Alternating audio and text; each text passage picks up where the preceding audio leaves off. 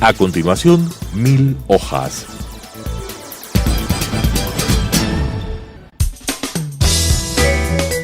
Clasificación B, bajo supervisión de un adulto.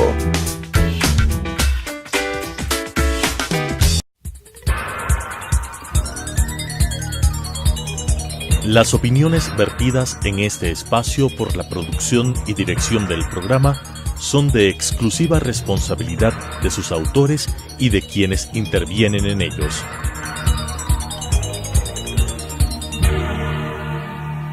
Telesucesos Canal 29 UHF presenta 1000 hojas. Extraer la verdad, preservar la memoria y exigir la rendición de cuentas con la conducción de Cristian Zurita, Catherine Erazo y Marta Roldós. 1000 hojas. Amigos televidentes, muy buenas noches. Es un gusto, un placer contar nuevamente con su presencia en este espacio de 1000 hojas en las pantallas de Telesucesos. A todos ustedes, gracias por su compañía y muy buenas noches. Este momento pues tenemos un diálogo profundo que queremos entablar con el periodista Arturo Torres, tal vez uno de los más experimentados y tal vez en el top 5 del periodismo de investigación en este país. Muchas gracias, Arturo, por tu presencia. Y pues contigo tenemos la intención de conversar y tal vez conocer ciertos rasgos de lo que tú crees de lo que está sucediendo en la Embajada del Ecuador en Londres, por varios condicionamientos. Primero, conoces algo esa cultura del mundo inglés, porque has estado allí, y porque también conoces qué es lo que está sucediendo al interior de la embajada. Así que, pues, un poco me gustaría empezarte a preguntar, tal vez, ¿cuál ha sido en los últimos tiempos la fecha más crítica que ha tenido que enfrentar Assange? ¿Sí? Y también cuál es la fecha crítica que ha tenido que enfrentar la diplomacia ecuatoriana con respecto a la presencia del hacker en nuestra embajada. Gracias, Cristian. Buenas noches a teleaudiencia. Bueno, creo que este año ha sido un año de rompimientos y de quiebres para Assange. Este año particularmente, aparte de, claro, los otros sucesos que nosotros sabemos. Cuando él entra a la embajada hubo unos intentos para hacer incursiones y sacarle a él de la embajada de las autoridades británicas. Un interés real. Así es, sí, querían, porque evidentemente él había evadido un arresto domiciliario que tenía, entonces era ya desde ese momento complejo. O sea, desde el inicio siempre fue incómodo. Hemos vivido un proceso de tensión constante. Y digamos que eso ha tenido altibajos, que obviamente durante el anterior gobierno había un apoyo político irrestricto a Assange. Él es considerado pues por el gobierno, o fue considerado por el gobierno de Rafael Correa, un as en su política exterior, para ratificar su discurso, ¿no es cierto?, que tiene hacia afuera, de un supuesto adalid de la libertad de expresión, de defender a un luchador por los derechos humanos y la libertad de prensa. Entonces era como, de alguna forma, ya viéndole en el tiempo el tema. Era en retrospectiva. O sea, tú te das cuenta que era un escudo frente a las críticas y a lo que ocurría aquí en el país con la prensa y todo el acoso que vivimos en los medios y los periodistas directamente. Entonces era una muy buena coartada, porque hacia afuera detienes a Assange, ¿no es cierto?, protegiéndole de un supuesto acoso de Estados Unidos que le persigue por haber filtrado documentos que han sido sumamente incómodos para ese gobierno, de las operaciones del Pentágono, de la CIA, en fin. Entonces, esa coartada fue una jugada maestra realmente, porque hacia afuera creo que este fue uno más de las piezas de este engranaje que se montó de propaganda también hacia afuera, ¿no? Por eso uno ve hacia afuera y en otros países tienen una imagen distinta de Correa. O sea, se ve que trabajaron muy bien también a ese nivel. Totalmente. Existió un apalancamiento de la política internacional a través de la figura de Assange. Y claro, el Ecuador, tan lejano del mundo y tan lejano de Europa, no podía entender, a casa adentro tampoco entendíamos qué es lo que sucedía con el manejo de la imagen de un hombre como Assange, que creo que no ha pasado desapercibido en ningún momento, mucho menos ahora, incluso que la propia condición de Snowden, ¿no? Snowden en este momento tiene una figura un poco más, más opaca por la propia condición de estar en Moscú, pero Assange no ha perdido en ningún momento imagen, es un constante, su nombre es un protagonista constante en los medios y sus visitas sobre todo. Claro, ese era el costo que de alguna forma tenía que pagar el gobierno ecuatoriano, o sea, permitirle a él que siga haciendo su trabajo, ¿no es cierto?, a través de Wikileaks, que siga filtrando información, que sirva, como en este último caso de las elecciones en Estados Unidos, para torpedear la campaña de Hillary Clinton, que ya se ven muchos elementos de que él fue un puente indispensable para que todo ese material de espionaje ruso sirva para contaminar la campaña de Clinton y beneficiar a Trump. Entonces, en este contexto es sumamente importante la presencia de Assange, o sea, tenía carta abierta a toda la tribuna para trabajar con calma, hacía y deshacía en la embajada en Londres, eso es real, ¿no es cierto? Él tenía un poder inconmensurable, tanto que tiene 3 habitaciones en lo estrecha que es esa embajada para él, donde solamente puede entrar él, con tarjetas magnéticas, en fin, un control completo de la situación. Entonces, esto, o sea, cuando también el gobierno se distancia de Correa, es decir, Moreno, se distancia y rompe con Correa y empiezan a haber estos choques, eso también significa un quiebre en la política exterior y en el caso Assange concretamente. Entonces es como un dominó que también le toca a este personaje en medio de este derrumbe, ¿no es cierto?, del poder de Rafael Correa en el gobierno, que iba a ser solamente una continuación inicialmente del anterior régimen, pero de pronto vemos que se distanció y ha tomado su propia lógica, aunque ciertos niveles de funcionarios todavía están de alguna forma haciendo una continuidad del anterior gobierno. Entonces, volviendo a tu pregunta, creo que ya en este nuevo escenario, la primera constatación de que todavía habían rezagos de esa política más bien contemplativa y favorable a Assange era cuando le dan la nacionalidad en enero. Le concede Espinosa, la ex canciller, y eso genera una crítica generalizada, pues, porque se pensaba que estábamos más bien yendo a otra deriva en ese tema. Y claro, entonces Moreno, el presidente, decide tomar realmente ya más cartas en el asunto, se vuelve muy incómoda la canciller, porque básicamente entras en una onda de distanciarte de estos personajes más bien que seguían la línea de Correa, y en este sentido eso empieza a ser un factor negativo para el gobierno de Lenín Moreno y da como un ajuste de tuercas. Es como una doble vía, ¿no? Es como que si el propio presidente Moreno tuviese la intención de no intervenir directamente en el caso, le da camino libre a la ex canciller Espinosa.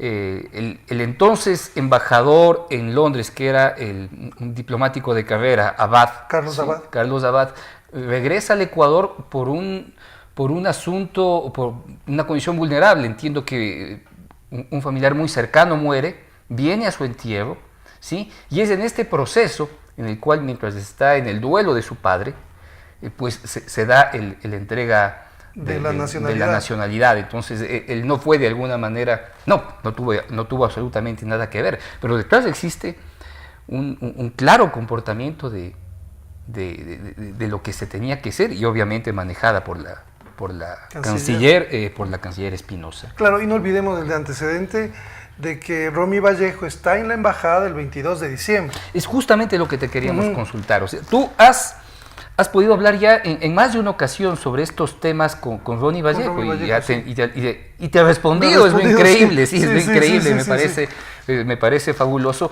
¿Tú cómo has notado su comportamiento a las preguntas claras y evidentes de lo que ahora es de dominio público? Bueno, sí, la verdad es que a mí también me sorprendió que me haya respondido, porque bueno, esta fue más bien una conversación telefónica la que tuvimos la última oportunidad para precisamente contrastar, porque la información, nosotros pudimos acceder a la información sobre, el video y las fotos de la reunión de Assange con Romy Vallejo el 22, y claro, un poco recobrar el contexto de lo que estaba ocurriendo, porque los días siguientes es cuando se concreta la nacionalización y todo eso. Entonces veíamos que ese recorrido podía ser que Vallejo fue precisamente como para para ver cómo encuentran ya una salida más concreta para que a él le pueda permitir salir de la embajada y venir al Ecuador. No sé, esa es una hipótesis, ¿no es cierto? Pero inicialmente Vallejo decide hablar porque ya nosotros habíamos hecho otra investigación sobre él y todos los negocios de construcción como proveedora de servicios para una empresa que se llama CEMEG, porque él tiene unas retroexcavadoras y unos camiones que da servicios para una empresa que tiene contratos con el Estado. Equipo caminero. Equipo caminero, sí. Romy Vallejo tenía este doble papel de constructor y de inteligencia, bastante, me parece muy versátil. Sí, seguramente debe ser el único ecuatoriano que fue zar de la inteligencia y además constructor. Constructor, pucha, realmente hay que tener cierto talento para hacer esas cosas, pero lo cierto es que ya esa vez precisamente yo había estado buscando porque él era el personaje y ya me contestó las preguntas y las llamadas y bueno, y todo el tema. Y luego en esta oportunidad, como teníamos los datos, yo había tratado de también ubicarle a gente de Assange para que se pronuncie sobre por qué, de qué se trató esa reunión que tuvieron el 22 de diciembre en embajada. Y básicamente no tuve contestación de Assange. Más bien se pronunciaron sobre otras cosas, pero no sobre la reunión. Sobre la reunión, lo que efectivamente trataron. Sí, y claro, Vallejo lo que dijo fueron cuestiones de seguridad. Eso es lo único que les puedo decir. Fue un tema de seguridad el que tratamos. Lo cierto es que todo coincide con que estábamos en estos dos personajes, ¿no es cierto? Dos funcionarios del anterior gobierno que evidentemente están en el andarivel de proteger a Assange, de seguirle dando ciertas garantías y jugar a favor de él. Hablo del ex jefe de inteligencia y de la canciller. Entonces, este proceso de 2 semanas antes, ellos conversan en la embajada, hay un video que conversan cerca de 2 horas, o sea, es bastante tiempo, ¿no? Bueno, ¿cómo? Y parece que ahora me encontré con el dato de que la intérprete, la traductora, también parece que es parte de la SENAIN, pero que es una funcionaria que habla también inglés, entonces, porque ahí no olvidemos, también hay agentes de la SENAIN en la embajada, o había ya en este momento ya no hay. La verdad es que de los datos que yo tengo no existen ya agentes de la SENAIN, precisamente porque ya estamos en una transición, ya no es necesario espiarle a Assange, porque más o menos eso ya se está decantando, o sea, estamos, digamos, de la información que se tiene, estamos ya cerca de un desenlace que se va a concretar con la visita del presidente. Es justamente lo que te queríamos consultar y es el tema por el cual básicamente estás aquí. O sea, ¿tú creo que nos puedes brindar una lectura de entender cómo vio la política inglesa el hecho de que haya recibido la nacionalidad ecuatoriana, luego un cargo diplomático ecuatoriano y que ahora se viene un camino inexorable que tiene que enfrentar con la llegada del presidente Lenín Moreno a suelo inglés? ¿Qué piensan ellos y tú qué crees que va a suceder? O sea, me parece que siempre ha sido un tema de incómodo, las relaciones siempre estuvieron tensas, nunca se logró, pues, de alguna forma recobrar la confianza por todo esto que ocurrió en la embajada y por esta sensación de que Ecuador amparó a un fugitivo de las leyes, de la justicia inglesa. Esa es la sensación inicial. Entonces, eso se mantuvo, siempre ha habido muchos problemas en la relación Ecuador-Inglaterra. De hecho, se han parado algunos convenios de cooperación, según yo tengo entendido. Y entonces el factor Assange ha sido también no solo determinante en el tema de la relación con Gran Bretaña, sino con Estados Unidos. Entonces, Estados Unidos es nuestro principal socio, nos guste o no, siendo pragmáticos, ahí tienes que hacer básicamente una suma-resta, ¿no es cierto? Y ver cuánto al final de esta película que parece que está por terminar, fue favorable o desventajoso para el país la presencia de Assange en la embajada. Yo no sé, eso habría que cuantificar, no sé cómo se puede cuantificar, cuánto perdimos, cuánto ganamos. Tal vez con el tiempo podamos tener una imagen clara de lo que ha significado su presencia ahí, en términos de política internacional sobre todo, ¿no? Cuánto afectó o benefició, o básicamente fue el beneficio particular para el gobierno que decíamos de Correa, en esa onda de tener una muy sólida campaña hacia afuera, publicitaria, de imagen, ¿no es cierto?, que distaba mucho de la realidad, como nosotros sabemos. Entonces, sí, pienso que hubo mucho distanciamiento con las autoridades inglesas, que ahora están ya en este nuevo contexto. Evidentemente hay mucha más relación. El nuevo canciller Valencia, desde su llegada, uno de los temas de los que habló es Assange y del costo que eso había significado. Entonces él, su papel inmediatamente fue que él haga las propuestas de solución para que Assange ya finalmente deje de ser un problema para Ecuador, lo que ha reconocido el mismo presidente Moreno. En ese sentido, estos escenarios que iba a plantear el canciller debían ser ya analizados por el presidente, y una de las, no sé, o sea, están reuniéndose permanentemente con los ministros ingleses, ¿no es cierto?, nuestras autoridades, para ya encontrar pues la firma de un acuerdo al final. Es decir, existe ahí un lobbying, un acercamiento, una serie de búsqueda de acuerdos para intentar encontrar una solución. Sí, porque no olvidemos que el otro jugador y poderoso es Assange, porque él no está solo. O sea, es una jugada riesgosa de todas formas, porque no olvidemos que detrás de Assange no solamente está el gobierno de Putin, que es un aliado y ha sido un aliado de Wikileaks. Con el tema, por ejemplo, de Snowden, Wikileaks también facilitó la llegada de Snowden y que se pueda asilar en Rusia.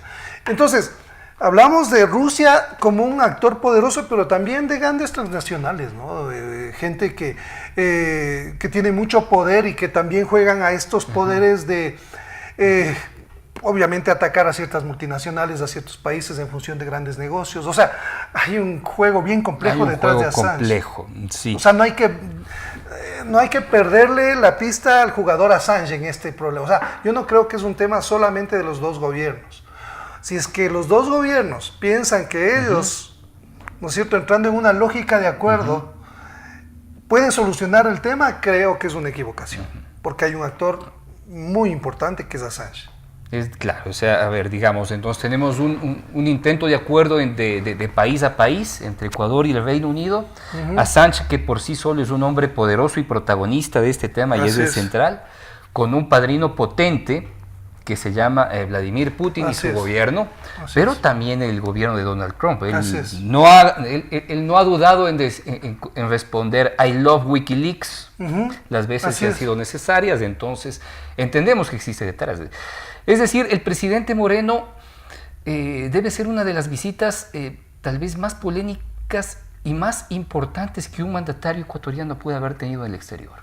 Así es, completamente. O sea, me parece, esa reunión creo que es el 23 de julio, 22, desde el 22 de julio creo que empieza la visita a Inglaterra. De hecho, creo que es su primer viaje de este nivel, ¿no? O sea, a este nivel. Claro, es una cosa... O sea, que le dan una importancia grande. Entonces, pero como mencionaba anteriormente, ellos también, de alguna forma, el canciller dijo que estaban tratando de apoyar todas las acciones que puedan hacer los abogados para conversar con las autoridades inglesas, pero... O sea, esa es difícil porque del lado de Assange ya sabemos que él cree que si le dejan salir de la embajada lo van a entregar a las autoridades estadounidenses. O sea, eso lo dan por descontado.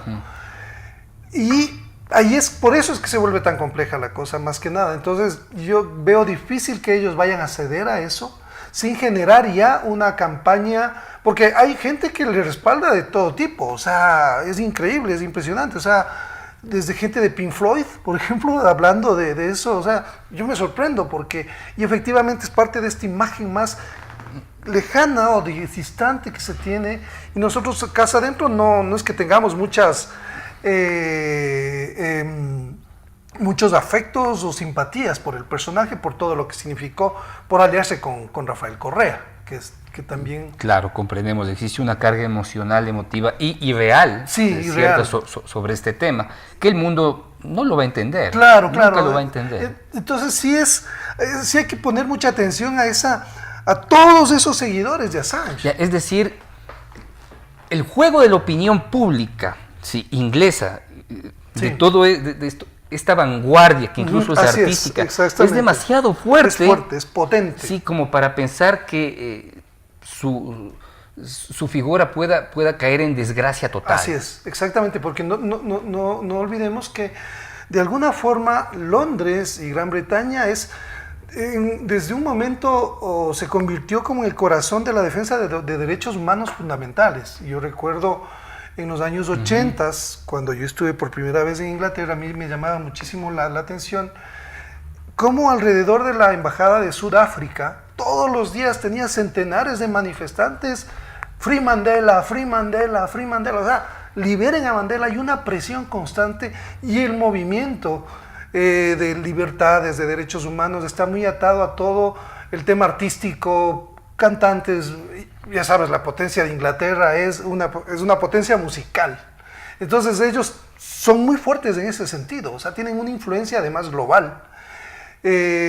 Y Assange tiene esa condescendencia. Entonces, evidentemente, frente a la opinión pública inglesa, Assange en general es visto como un tipo que se le ha opuesto al imperio, pues, a Estados Unidos. Ha sido de alguna forma un defensor de las libertades, de Snowden. O sea, ellos han sabido también buscar unas peleas que yo creo que hacia afuera les ha ido mejor que la noción que nosotros tenemos del personaje. Entonces esos factores vuelven mucho más compleja la situación. Entonces la decisión siempre va a pasar por, o sea, si es que voy a echar una hipótesis, la decisión debería pasar porque las autoridades inglesas le dejen salir y venir al Ecuador. O sea, porque él no se va a entregar a las autoridades inglesas. Además, o sea, no veo la forma en que le saquen o le entreguen o dejen que ingrese la policía inglesa a sacarle de la embajada. Eso sería una cosa escandalosa. Que pasa también por un acuerdo político con los Estados Unidos, ¿no? Y el otro factor es cuántos secretos guarda Assange. O sea, del gobierno ecuatoriano actual y el anterior. Claro, O claro. sea, Si es que, a ver, la prensa inglesa ha logrado determinar que Assange posee una lista de los colaboradores de la CIA a nivel mundial, que es una lista por demás sensible y peligrosa. Así es. Si tiene esa capacidad, ¿qué no puede saber del gobierno de Rafael Correa? ¿Y qué debe saber del gobierno de Lenín Moreno? O sea, Claro. deberá ser su socio, digamos, su aliado hasta el fin de los días. Claro, porque ¿A eso te refieres? Sí, o sea, yo creo que lo mejor que ha sabido hacer es tener información privilegiada, y evidentemente que si te permitieron estar dentro de la embajada, acceder a información, tener reuniones de todo tipo con funcionarios, entonces él supo muy bien todas las mecánicas ocultas detrás de la decisión, cómo se forjó. O sea, yo creo que él tiene muy bien guardados muchos trapos sucios del anterior y de este gobierno. Es decir, como nunca antes en la historia, la política internacional del Ecuador va a jugar un papel preponderante en las próximas semanas. Y todo va a tener un costo. O sea, estoy seguro. Si es que es complejo saber qué desenlace no vaya a tener un costo. O sea, va a ser una lógica complicada, porque yo ya he sabido de gente de Wikileaks que ellos sí están preparando una arremetida, digamos. O sea, están como preparando su artillería, ¿no es cierto?, en el momento en que quieran tomársela. Si es que la política ecuatoriana les falla, seguramente echarán mano de esa estrategia. Claro, yo creo que tienen... Y a cualquiera que le quiera fallar, sí, es parte de la política y es parte del poder de la información. Claro, tienen cargas que están por explotar. Veamos qué pasa. Qué pena, Arturo, el tiempo se nos acabó. Y Gracias, amigos Cristian. televidentes, muchas gracias por compartir este diálogo intenso con Arturo Torres, periodista, director del portal Código Vidrio, que ha presentado importantes denuncias e investigaciones relacionadas a este tema. Así que supongo que en las próximas semanas tendrás algo importante con respecto a los hechos que suceden. Muchas gracias, Gracias, Cristian. Arturo, y amigos, muchas gracias por su presencia. Las opiniones vertidas en este espacio por la producción y dirección del programa son de exclusiva responsabilidad de sus autores y de quienes intervienen en ellos.